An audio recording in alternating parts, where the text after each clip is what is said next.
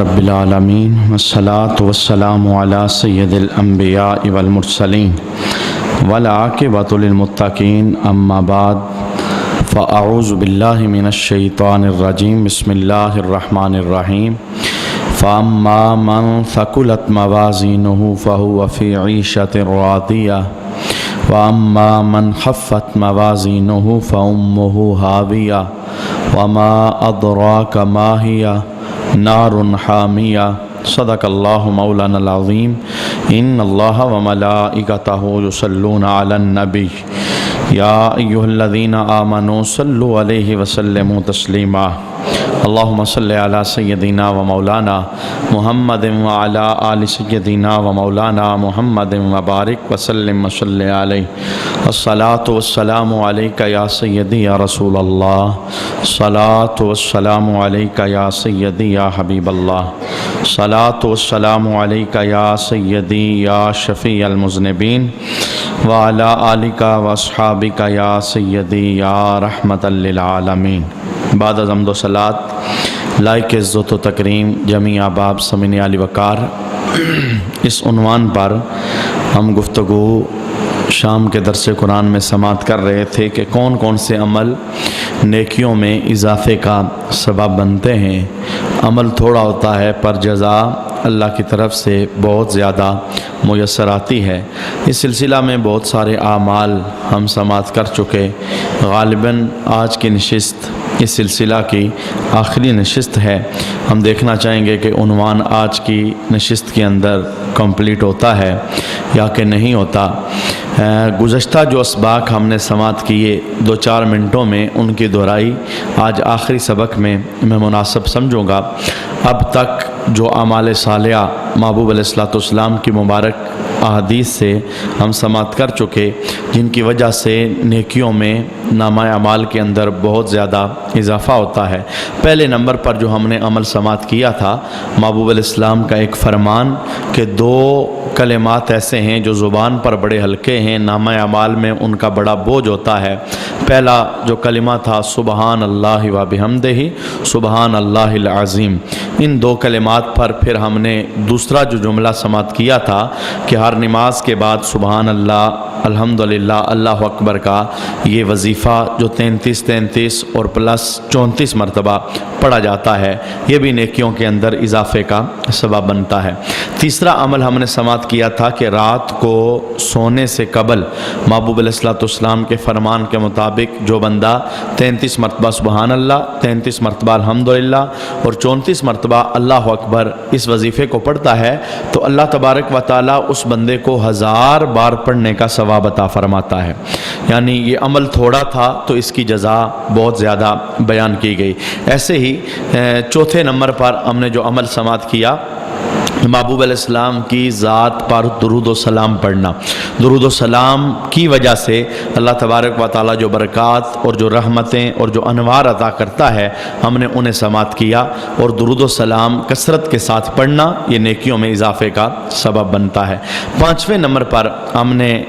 رسول اللہ صلی اللہ علیہ وسلم کی حدیث کے مطابق کثرت کے ساتھ استغفار کرنا۔ محبوب علیہ السلام کا فرمان تھا کہ جو بندہ یہ چاہتا ہے کہ نامہ اعمال دیکھے تو خوش ہو جائے، اسے چاہیے کہ کثرت کے ساتھ استغفار کرے۔ ہم نے استغفار کے متعلق کچھ حدیثیں سماعت کی تھی۔ 6 نمبر پر ہم نے اس عمل کو سماعت کیا، اللہ کے محبوب علیہ الصلوۃ والسلام کا فرمان لا الہ الا اللہ۔ یہ بڑا باری ہے نامہ اعمال کے اندر، زمین اور آسمان اور اس کے اندر جو کچھ ہے اسے ایک پلڑے میں رکھا جائے، دوسرے پلڑے کے اندر لا الہ الا اللہ رکھا جائے، لا الہ الا اللہ کا وزن پھر بھی زیادہ ہو جاتا ہے۔ تو لا الہ الا اللہ یعنی ذکر کرنا کلمہ شریف کا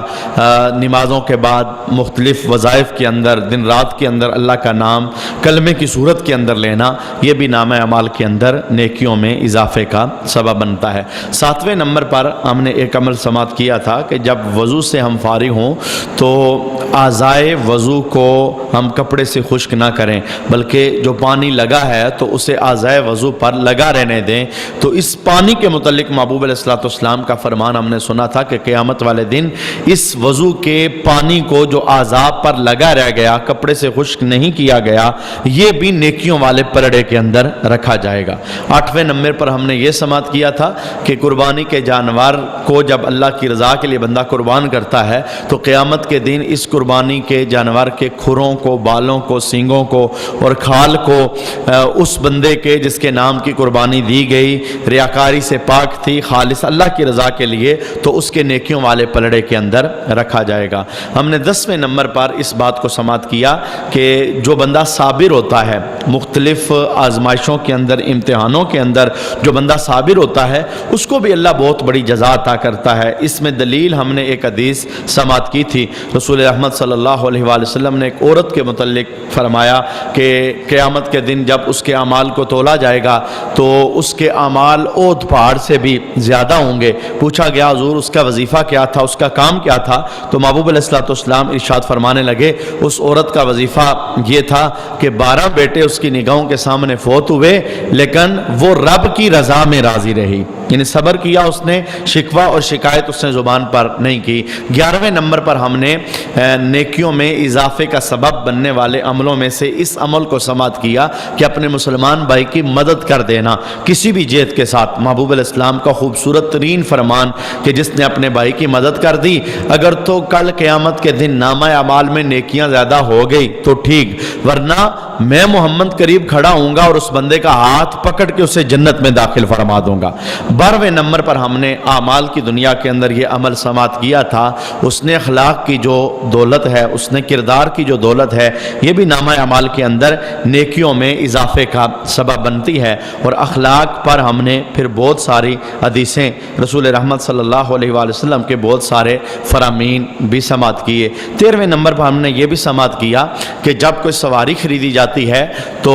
اللہ کی رضا اگر نیت کے اندر شامل ہو کہ میں اللہ کی رضا کے لیے اس سواری کو استعمال کروں گا، مذہب کے لیے جب بھی سواری کی ضرورت پڑے گی تو میں مذہب کے لیے اس سواری کو پیش کروں گا، تو محبوب علیہ السلام نے اس سواری کے متعلق فرمایا اگر وہ گھوڑا ہے، جانور ہے، اسے جو چارہ کھلایا جاتا ہے، اس پر جو خرچے کیے جاتے ہیں، دور حاضر کے اندر اگر گاڑی ہے اس کے اندر جو پیٹرول ڈالا جاتا ہے، یہ ساری چیزیں ضائع نہیں ہوتی۔ جب نیت میں رب کی رضا شامل ہو تو اللہ کی رضا میں، اللہ کی راہ کے اندر جو چلنے والی سواری ہوتی ہے اس کی ان چیزوں کو بھی سنبھال کے قیامت کے دن نیکیوں والے پلڑے کے اندر رکھا جائے گا۔ آئیے آج 14ویں نمبر پر ہم ایک حدیث پاک سماعت کرتے ہیں جن کی وجہ سے نامہ اعمال کے اندر بہت زیادہ نیکیوں میں اضافہ ہوتا ہے۔ رسول رحمت صلی اللہ علیہ وآلہ وسلم کا یہ فرمان حضرت عمر بن خطاب رضی اللہ تعالی عنہ آپ اسے نقل فرماتے ہیں، اور اس فرمان کو ایک دوسری جگہ پر ایک اور صحابی نے بھی نقل فرمایا، حضرت ابن عباس رضی اللہ تعالی عنہما، آپ نے بھی اس فرمان رسالت معاب صلی اللہ علیہ وآلہ وسلم کو نقل فرمایا۔ یہ بھی اکثر کمائی کی جانے والی نیکی ہے، تھوڑا سا اس بات پر توجہ کی ضرورت ہوتی ہے۔ ہمارے کچھ دوست، ہمارے کچھ بزرگ وہ نہ چاہتے ہوئے بھی اس عمل کے خلاف عمل کر گزرتے ہیں، اور جس کام پر اللہ بہت بڑی جزا دینے والا ہوتا ہے اس کام سے وہ مخالفت کر کے تھوڑا دور بھاگ جاتے ہیں۔ آئیے ہم کام سماعت کرتے ہیں۔ آقا حضور رحمت عالم صلی اللہ علیہ وآلہ وسلم نے فرمایا جب کسی مسلمان کا جنازہ ہو جائے اور جنازے کو کندھے پر اٹھا لیا جائے تو جو بندہ جنازہ کے پیچھے چلا نماز ادا کرنے کے لیے، نماز جنازہ کے پیچھے پیچھے چلا نماز جنازہ ادا کرنے کے لیے، تو قیامت میں اس کے میزان کے اندر 2 قرات یعنی اود پہاڑ جتنی اللہ نیکیاں عطا فرمائے گا۔ جنازے میں جانا اور پھر جنازے کے پیچھے جنازے میں جانا، میت کی جو چارپائی ہے اس چارپائی سے آگے نہ بڑھنا، بہت سارے موقعوں پر یہ بیان کیا گیا، اور ایک مرتبہ پھر میں عرض کیے دیتا ہوں۔ حضرت علی رضی اللہ تعالیٰ عنہ سے پوچھا گیا کہ آپ بتائیں جو بندہ جنازے کے آگے چلتا ہے اس کا ثواب کتنا ہے، اور جو بندہ جنازے کے پیچھے چلتا ہے اس کا ثواب کتنا ہے؟ تو حضرت علی رضی اللہ تعالیٰ عنہ کہنے لگے جو بندہ جنازے کے آگے جاتا ہے گویا اسے نفل جتنا ثواب ملے گا، اور جو بندہ جنازے کے پیچھے پیچھے چلتا ہے اللہ اسے فرض جتنا ثواب عطا فرماتا ہے۔ اب دیکھیے ایک کام ہوتا ہے جائز اور ایک کام ہوتا ہے افضل، تو افضلیت جو جنازے کے باب کے اندر ہے وہ ہے جنازے کے پیچھے پیچھے چلنا، اس میں جنازے کی عزت بھی ہے، جنازے کا تقدس بھی ہے، جنازہ گویا ہادی ہوتا ہے، جنازہ گویا رہنما ہوتا ہے۔ اور ایک شاعر نے اس منظر کی عکاسی کرتے ہوئے لکھا تھا، جنازہ آگے بڑھ کے کہہ رہا ہے اے جہاں والو چلے آؤ میرے پیچھے تمہارا رہنما میں ہوں۔ جنازہ رہنما ہوتا ہے اور عزت کے قابل ہوتا ہے، اس کے پیچھے پیچھے چلنا مصطفیٰ جان رحمت صلی اللہ علیہ وآلہ وسلم کا جو ذاتی طریقہ کار تھا، جو ذاتی سنت پاک ہے۔ حضور رحمت عالم صلی اللہ علیہ وآلہ وسلم جنازے کے پیچھے پیچھے چلا کرتے تھے۔ کچھ صحابہ کے متعلق یہ بات مروی ہے کہ وہ جنازے کے آگے چلے، لیکن کوئی مجبوری تھی، رات کو جنازہ کرنا پڑ گیا تو لائٹ کا انتظام کرنا اور پیچھے آنے والوں کو راستہ دکھانا تاکہ جنہوں نے جنازے کو کندھا دیا ہوا ہے انہیں کوئی ٹھوکر نہ لگے۔ ان مجبوریاں کے باعث آگے چلا جا سکتا ہے، لیکن پھر بھی جو لوگ جنازے کے پیچھے چلتے ہیں اللہ تبارک و تعالیٰ، ایک حدیث دیکھیے تو محبوب فرماتے ہیں کہ اس بندے کو اونٹ پہاڑ جتنی اللہ نیکیاں عطا فرماتا ہے، یعنی لا تعداد بے شمار نیکیاں اس بندے کو میسر آتی ہیں۔ دوسری حدیث دیکھیے تو محبوب علیہ السلام کا فرمان حضرت علی رضی اللہ تعالیٰ عنہ نقل کرتے ہیں کہ اللہ تبارک و تعالیٰ جنازہ کے پیچھے چلنے والے بندے کو فرض جتنا ثواب عطا فرماتا ہے، یعنی صرف نفل کا کام نہیں بلکہ جو فرض جتنا ثواب ہوتا ہے وہ اللہ سے عطا فرماتا ہے۔ ہمارے ہاں کلمہ شریف جنازہ کے ساتھ پڑھا جاتا ہے، تو خاص کر کے جو کلمہ پڑھنے والے بزرگ بھائی اور جوان دوست ہوتے ہیں انہیں چاہیے کہ وہ اس ثواب کو نہ ضائع کریں، یعنی ایک تو اوت پہاڑ جتنی نیکیاں نامہ اعمال میں آ رہی ہیں، دوسرا فرض کے برابر اللہ ثواب دے رہا ہے، تو پھر آپ جنازے کے آگے چل کر کے اس ثواب کو کیوں ضائع کر رہے ہیں؟ جو کہ بندہ مومن نیکیوں کا لالچی ہوتا ہے، نیکیوں کا حریص ہوتا ہے، بس تھوڑا سا تردد کرنا ہے، تھوڑا سا اپنے ذہن کو راضی کرنا ہے، آگے نہیں چلنا، پیچھے چلنا ہے، اور پیچھے چلنے پر جو جزا ہے، جو ثواب ہے، محبوب کی رضا ہے، وہ آپ کو میں نے ایک حدیث پاک سے عرض کرنے کی کوشش کی۔ یعنی یہ عملوں کی دنیا کے اندر ایک عمل تھا، یہ کو کرنے والا وظیفہ نہیں، بلکہ جب بھی جنازہ ہو تو کوشش کر کے اس جنازے کے پیچھے پیچھے چارپائی کو کندھا دیں، سائیڈ پہ ہو جائیں، پیچھے ہو جائیں، جنازے کی اور میت کی چارپائی کے آگے نہ چلیں۔ پیچھے چلنے والوں کو اللہ تبارک و تعالی اس طرح کا اجر جو لا تعداد اور بے شمار نیکیوں کی صورت میں ملتا ہے وہ عطا فرماتا ہے۔ دوسری حدیث پاک سنیے، یہ ایک عمل تھا جو میں نے آپ کے سامنے عرض کیا، آج کی نشست کے اندر درجے میں یہ 14واں عمل بنتا ہے، اور آج کی نشست کے اندر دوسرا اور ویسے درجے کے اندر جو 15واں عمل بنتا ہے اسے سماعت کریں۔ حضرت عمر بن حریث رضی اللہ تعالی عنہ آپ نے اس حدیث پاک کو نقل فرمایا۔ محبوب علیہ السلام ارشاد فرماتے ہیں کہ تم جتنی اپنے خادم سے کام کی تخفیف کرو گے، جو تمہارے متاعت کام کرتا ہے، اگر آپ دکان پر ہو تو آپ کی دکان پر جو کام کرتا ہے، اگر آپ گھر میں ہو تو آپ کے گھر کے اندر کوئی کام کرتا ہے، محبوب علیہ السلام فرماتے ہیں جتنا تم اپنے خادم کے کام میں تخفیف کرو گے، نرمی والا معاملہ کرو گے، سختی نہیں کرو گے، اللہ تبارک و تعالیٰ اتنا ہی تمہارے اجر میں اضافہ اور میزان کے اندر نیکیاں زیادہ فرمائے گا۔ میں کہتا ہوں اگر اس کو آپ رسول رحمت صلی اللہ علیہ وآلہ وسلم کی سیرت میں دیکھنا چاہیں، حضرت زید رضی اللہ تعالیٰ عنہ جو رسول رحمت صلی اللہ علیہ وآلہ وسلم کے غلام تھے، حضور رحمت عالم صلی اللہ علیہ وآلہ وسلم کے گھر میں رہا کرتے تھے۔ حضرت زید کہتے ہیں بعض اوقات ایسا ہوتا کہ حضور مجھے کوئی کام کہتے اور مجھے وہ کام ذہن میں نہ رہتا، یاد نہ رہتا، نہ ہو سکتا، تو سرکار علیہ السلام مجھ پر غصہ نہ فرماتے۔ بعض اوقات ایسا ہوتا مجھے کسی جگہ بھیجا جاتا، میں اس کام کرنے میں تھوڑا لیٹ ہو جاتا، واپس آتا، سرکار علیہ السلام جلال کا اظہار نہ فرماتے۔ حضرت زید رضی اللہ تعالیٰ عنہ کہتے ہیں مجھے 8 سال تک حضور رحمت عالم صلی اللہ علیہ وآلہ وسلم کے دربار کے اندر خدمت کرنے کا موقع میسر آیا ہے، ایک مرتبہ بھی سرکار کی زبان پر گالی نہیں آئی،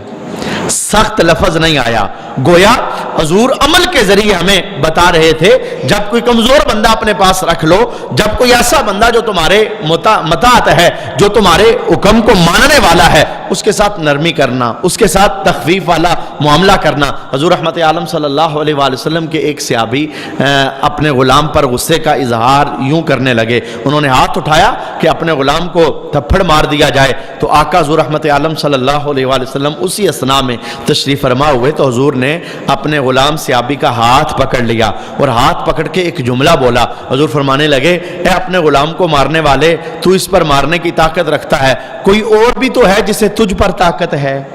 یعنی اللہ کی ذات، تو اس پر طاقت رکھتا ہے تو اللہ تجھ پر طاقت رکھتا ہے، لہٰذا اسے معاف کر دے تاکہ اللہ تیری غلطیوں کو معاف فرما دے۔ یہ یعنی چھوٹا سا عمل ہے۔ جب سرکار علیہ الصلوۃ والسلام کے پاس حضرت زید کے والدین آئے تھے، انہیں پتہ چلا کہ مدینہ کے اندر حضور رحمت عالم صلی اللہ علیہ وآلہ وسلم کے پاس ہمارا بیٹا ہے، تو ہم اپنے بیٹے کو پیسے دے کر کے، اس زمانے کے اندر غلاموں کو آزاد کرنے کے لیے پیسے دیے جاتے اور پھر پیسے دے کر کے غلام آزاد ہو جاتے تھے، اور پھر وہ جدھر جانا چاہے غلام چلا جاتا تھا، آزادی کی دولت اسے میسر آ جاتی۔ آقا حضور رحمت عالم صلی اللہ علیہ وآلہ وسلم کے اس فرمان کو حضرت عمران بن حسین رضی اللہ تعالی عنہ آپ نقل فرماتے ہیں۔ حضور رحمت عالم صلی اللہ علیہ وآلہ وسلم نے فرمایا، جب قیامت کا دن ہوگا تو اللہ تبارک و تعالی علماء کے لکھنے کی سیاہی اور شہداء کے خون کو تولنے کا حکم دے گا۔ علم جس سیاہی کے ساتھ لکھا گیا، قرآن لکھا گیا، قرآن کی آیتیں لکھی گئی، حدیثیں لکھی گئی، جو بھی مذہبی علم ہے جس کی وجہ سے اسلام کے اندر ترقی میسر آتی ہے، وہ لکھا گیا، تو جتنی سیاہی خرچ ہوئی، اور وہ شہید جو میدان کارزار کے اندر جا کے اپنی گردن کٹواتا ہے اور خون اس کا نکل پڑتا ہے، میرے محبوب علیہ السلام فرماتے ہیں قیامت کے دن اللہ تبارک و تعالی علماء کے قلم سے جو لکھا گیا علم کی صورت کے اندر، اس سیاہی کو اور شہید کے خون کو تولنے کا حکم عطا فرمائے گا۔ جس وقت تولا جائے گا تو علماء کے لکھنے کی سیاہی شہداء کے خون پر وزنی ہو جائے گی، یعنی جن لفظوں کے ساتھ، جن سیاہیوں کے ساتھ قرآن لکھا گیا اور قرآن پڑھایا گیا اور حدیث لکھی گئی اور مذہب کا کام ہوتا رہا، یہ جو سیاہی ہے، وجہ یہ نہیں کہ وہ علماء کے ہاتھ کے اندر قلم ہے تو اس کے اندر کمال ہے، مذہب کا جو نور ہے قرآن کی صورت کے اندر، مذہب کا جو نور ہے محبوب کی زبان کی صورت کے اندر، اللہ تبارک و تعالیٰ نے اس کے اندر بڑا کمال رکھا ہوا ہے۔ جیسے بخاری کی پہلی حدیث ہم نے جہاں سے اپنے عنوان کو شروع کیا تھا کہ دو کلمات ایسے ہیں زبان پر ہلکے ہیں اور نامہ اعمال میں بہت زیادہ بھاری ہیں، سبحان اللہ و بحمدہ سبحان اللہ العظیم۔ اب کلمے دو ہیں لیکن بوجھ ان کا بہت زیادہ ہے۔ ایسے ہی جس سیاہی کے ذریعے علماء لکھتے ہیں، دین کو لکھتے ہیں، قرآن کو، سنت کو لکھتے ہیں، محبوب کی حدیثوں کو لکھتے ہیں، جب شہداء کے خون کے ساتھ انہیں تولا جائے گا تو اللہ تبارک و تعالی شہداء کے خون سے علماء کی جو ہاتھوں کے ساتھ لکھی ہوئی وہ سیاہی ہوگی، اسے درجے کے اندر نیکیوں میں اضافے کے طور پر زیادہ اجر اور زیادہ نیکیاں عطا فرمائے گا۔ آج کی نشست کے اندر جو ہم اگلی حدیث سماعت کریں گے، آقا حضور رحمت عالم صلی اللہ علیہ وآلہ وسلم کا یہ فرمان مسلم شریف کے اندر موجود ہے۔ حازم رضی اللہ تعالی عنہ آپ اس حدیث کو روایت کرتے ہیں، حضور رحمت عالم صلی اللہ علیہ وآلہ وسلم کے پاس ایک بندہ رو رہا تھا اللہ کے خوف سے اور آخرت کی یاد کی وجہ سے، اس کی آنکھوں سے آنسو نکل رہے تھے، تو جبرائیل امی اسی اثناء میں محبوب کے دربار میں حاضر ہوئے۔ جب جبرائیل آئے تو سرکار علیہ الصلوۃ والسلام سے جبرائیل نے پوچھا یہ کون ہے؟ حضور نے تعارف کروایا، فلاں بندہ ہے۔ جبرائیل کہنے لگے کیوں رو رہا ہے؟ سرکار علیہ السلام فرمانے لگے یہ اللہ کے خوف سے رو رہا ہے، قبر اور آخرت کی یاد اس کی آنکھوں سے آنسوؤں کو نکال رہی ہے۔ اس موقع پر حضرت جبرائیل امی نے ایک جملہ بولا، جبرائیل کہنے لگے کہ میزان میں، یعنی نیکیوں اور برائیوں کو جب تولا جائے گا، میزان میں سوائے رونے کے ہر شے تولی جائے گی، رونا نہیں تولا جائے گا، سوائے رونے کے ہر شے تولی جائے گی۔ سرکار علیہ الصلوۃ والسلام نے پوچھا جبرائیل یہ جو رونا ہے یہ کدھر جائے گا؟ جب بندہ اللہ کے خوف کی وجہ سے آنسو بہاتا ہے اور روتا ہے، اس کی آنکھیں پرنم ہوتی ہیں، دل نرم ہوتا ہے، تو یہ رونا کدھر جائے گا؟ اس موقع پر جبرائیل امی کہنے لگے کہ اللہ تبارک و تعالیٰ کے خوف کی وجہ سے جب آنسو نکلتے ہیں تو اللہ ان آنسوؤں کی وجہ سے جہنم کے کئی دریاؤں کو بجھا دیتا ہے۔ یعنی یہ جو اللہ کے خوف کی وجہ سے نکل، اسی لیے اس حدیث کو سامنے رکھتے ہوئے اعلیٰ حضرت نے ایک جملہ بولا تھا، اللہ کیا جہنم اب بھی نہ سرد ہوگا، رو رو کے مصطفیٰ نے دریا بہا دیے ہیں۔ یعنی حضور کے رونے کو سامنے رکھ کے، اس کلام کو سامنے رکھ کے سرکار علیہ الصلوۃ والسلام کی حدیث پاک میزان کے اندر ہر شے تولی جائے گی، رونا نہیں تولا جائے گا، جو آنکھوں سے آنسو نکلتے ہیں یہ نہیں تولے جائیں گے۔ اور یہ کیوں نہیں تولے جائیں گے؟ اللہ ان کی وجہ سے دوزخ کے جو آگ کے بڑے بڑے دریا ہیں وہ ان آنسوؤں کی وجہ سے بجھا دے گا۔ اللہ تبارک و تعالیٰ رونے والی آنکھیں عطا فرمائے۔ ایک اور حدیث پاک کے اندر اس فضیلت کو ان لفظوں کے اندر، یعنی یہ بھی نیکیوں میں اضافے کا سبب بننے والی ایک چیز ہے جو جہنم کی آگ کو بجھا دیتی ہے، بلکہ آگ کے دریاؤں کو بجھا دیتی ہے۔ میرے محبوب علیہ الصلوۃ والسلام کا یہ فرمان مسلم بن یسار رضی اللہ تعالیٰ عنہ آپ روایت کرتے ہیں، آقا حضور رحمت عالم صلی اللہ علیہ وسلم فرماتے ہیں، جب خوف الہی سے کسی کی آنکھ میں آنسو آ جاتا ہے تو اللہ تبارک و تعالیٰ اس آنسو کی وجہ سے اس بندے کے جسم پر دوزخ کی آگ کو حرام فرما دیتا ہے۔ آنسو نکلنے کے مختلف محرکات ہوتے ہیں، کبھی بندہ اپنی ذاتی نقصان کی وجہ سے رو پڑتا ہے، جسم میں درد ہو بندہ رو پڑتا ہے، کوئی پیارا دنیا سے چلا جائے بندہ رو پڑتا ہے، کسی کی جدائی کے اندر بندے کے آنسو نکل جاتے ہیں۔ لیکن اس وقت جس آنسو کی ہم فضیلت سماعت کر رہے ہیں، بند کمرے کے اندر ہو، تنہائی کے اندر ہو، بندے کو رب یاد آ جائے اللہ کے خوف کی وجہ سے۔ یہی وجہ تھی جو بخاری شریف اور مسلم شریف کے اندر حدیث پاک موجود ہے، جب 7 بندوں کا میرے محبوب علیہ السلام نے ذکر فرمایا بزم حشر کے اندر، ان لوگوں کو عرش کا سایہ عطا کیا جائے گا۔ ان 7 میں سے ایک بندہ وہ تھا جب وہ تنہائی میں بیٹھے اور اس کی آنکھوں سے اللہ کے خوف کی وجہ سے آنسو نکل جائے، تو ایسے بندے کو حشر کے دن اللہ تبارک و تعالیٰ عرش کا سایہ عطا فرمائے گا۔ تو محبوب علیہ الصلوۃ والسلام نے فرمایا جب آنکھ سے آنسو نکلتا ہے، لیکن نکلتا کیوں ہے؟ اللہ کے خوف کی وجہ سے، تو اللہ تبارک و تعالیٰ اس جسم کو دوزخ سے آزاد فرما دیتا ہے۔ حدیث پاک کا جو دوسرا لفظ ہے، آقا حضور رحمت عالم صلی اللہ علیہ وآلہ وسلم فرماتے ہیں، جب بندے کے آنکھ سے آنسو نکلے خوف الہی کی وجہ سے اور پھر چہرے پر آ جائے، آنکھ سے آنسو نکلے، ایک ہوتا ہے آنکھوں کا پرنم ہو جانا، آنسو باہر نہیں نکلتا، آنکھیں بھیگ گئی ہیں اللہ کے خوف کی وجہ سے لیکن آنسو باہر نہیں نکلا۔ دوسرا درجہ ہے آنسو باہر نکلا اور چہرے پر پڑا، اللہ تبارک و تعالیٰ نے اس کی جزا کیا بیان فرمائی، فرمایا میرے خوف کی وجہ سے جس کی آنکھوں سے آنسو نکلا اور چہرے پر پڑا، تو بزم حشر کے اندر اللہ تبارک و تعالیٰ اس بندے کو ذلت سے بچا لے گا اور حشر میں اس بندے کو عزت والا مقام عطا فرمائے گا۔ یعنی حشر کا مقام ایسا مقام ہے، ہر بندہ نفسا نفسی کے عالم کے اندر ہوگا، ایسے موقع پر جس بندے کو اللہ یہ سعادت مندی عطا فرمائے گا، یعنی اس کی آنکھوں سے آنسو نکلا ہے اللہ کی خوف کی وجہ سے، تو اللہ تبارک و تعالیٰ بزم حشر میں اس بندے کو عزتیں عطا فرمائے گا۔ اور تیسرا جو حدیث پاک کا لفظ ہے، میرے محبوب علیہ الصلوۃ والسلام ارشاد فرماتے ہیں، آنسو کا وزن اور مقدار نہیں ہے، یعنی اس آنسو کو تولا نہیں جائے گا، آنسو کا وزن اور مقدار نہیں ہے، تھوڑا ہو تو بھی۔ دوسری حدیث پاک کے جو لفظ ہیں، جس بندے کی آنکھ سے اللہ کے خوف کی وجہ سے مکھی کے یا مچھر کے پر کے برابر آنسو نکل آئے، اتنا سارا آنسو، مکھی کا پر یا مچھر کا پر، اس کے برابر آنسو نکل آئے، اللہ تبارک و تعالیٰ اس آنکھ کو بھی دوزخ پر حرام فرما دیتا ہے۔ تو سرکار نے فرمایا آنسو کی مقدار نہیں ہے، تولا نہیں جائے گا، وزن نہیں ہے، مقدار نہیں ہے، لیکن ایک آنسو یہ دوزخ کے کئی آگ کے دریاؤں کو بجھانے والا ہے۔ حضور رحمت عالم صلی اللہ علیہ وآلہ وسلم نے اس حدیث کے اندر خوف خدا سے رونے کی فضیلت کو بیان کیا، یہ بھی نامہ اعمال کے اندر نیکیوں میں اضافہ کرتا ہے اور نیکیوں کو بڑھنے کا سبب بنتا ہے۔ آج کی نشست کی آخری حدیث پاک اور اسی پر ہمارا یہ عنوان، کن کن اعمال کی وجہ سے نیکیوں میں اضافہ ہوتا ہے، یہ عمل اور یہ عنوان ہمارا اختتام پذیر ہو جائے گا۔ حضرت ابن عباس رضی اللہ تعالی عنہما آپ اس حدیث کو روایت کرتے ہیں، آقا حضور رحمت عالم صلی اللہ علیہ وآلہ وسلم نے فرمایا، میزان کے 2 پلڑے ہیں، ایک میں نیکیاں اور ایک میں برائیاں۔ نیکیوں کو اللہ اچھی صورت عطا کرے گا، نماز ہے تو اس کی ایک صورت ہوگی، اور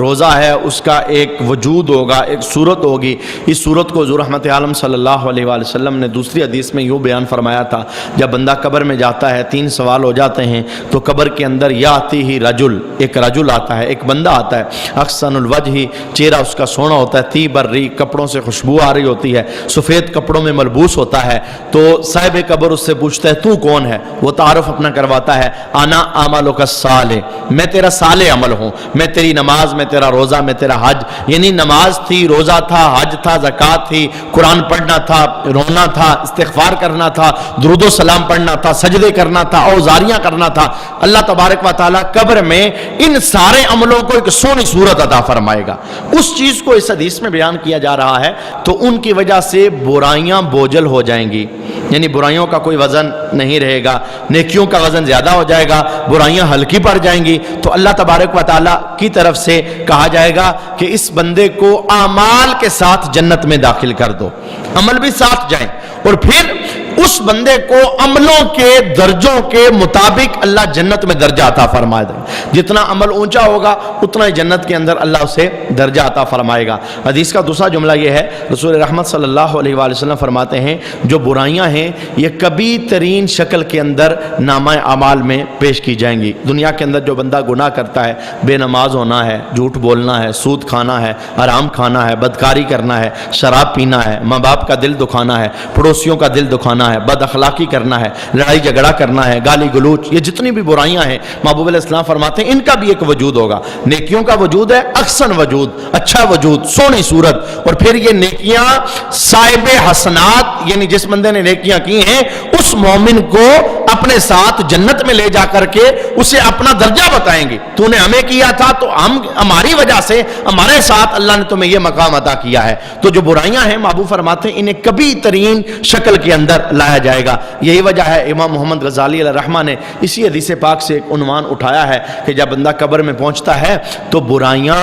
بری شکل کے اندر اس کے سامنے کر دی جاتی ہیں. وہ گناہ بری شکل کے اندر، کبھی شکلوں کے اندر، درندوں کی شکلوں میں، سانپوں کی شکلوں میں، بچھوؤں کی شکلوں میں، وہ کوئی قبر میں نہیں آتے. امام محمد غزالی الرحمہ کہتے ہیں بندہ اپنے ساتھ لے کے جاتا ہے گناہوں کی صورت کے اندر. وہ کبھی ترین شکلیں ہوتی ہیں جو بندے کو قبر کے اندر ڈستی ہیں اور تنگ کرتی ہیں. بزم حشر کے اندر جب بندہ آئے گا میزان لگے گا، نیکیاں اچھی صورت میں، برائیاں بری صورت کے اندر. جیسے نیکیوں والے کو کہا جائے گا جا نیکیوں کے ساتھ جنت میں چلا جائے گا، برائیوں والے کو کہا جائے گا تو اپنی برائیوں کے ساتھ دوزخ میں داخل ہوگا. اور پھر دوزخ کے اندر اس کی برائیوں کا جو مقام بنتا ہوگا، جو دوزخی طبقہ بنتا ہوگا اور جو عذاب بنتا ہوگا، مختلف جو عذاب کی صورتیں ہیں برائیوں کی وجہ سے، اللہ تبارک و تعالیٰ ان صورتوں کے اندر اسے دوزخ کے اندر عذاب دے گا. یعنی نامہ اعمال میں نیکیاں زیادہ ہو جائیں تو بزم حشر کے اندر ان مزوں کے ساتھ بندہ جنت کے اندر داخل ہو جاتا ہے. اور نامہ اعمال کے اندر نیکیوں کا نور کم ہو،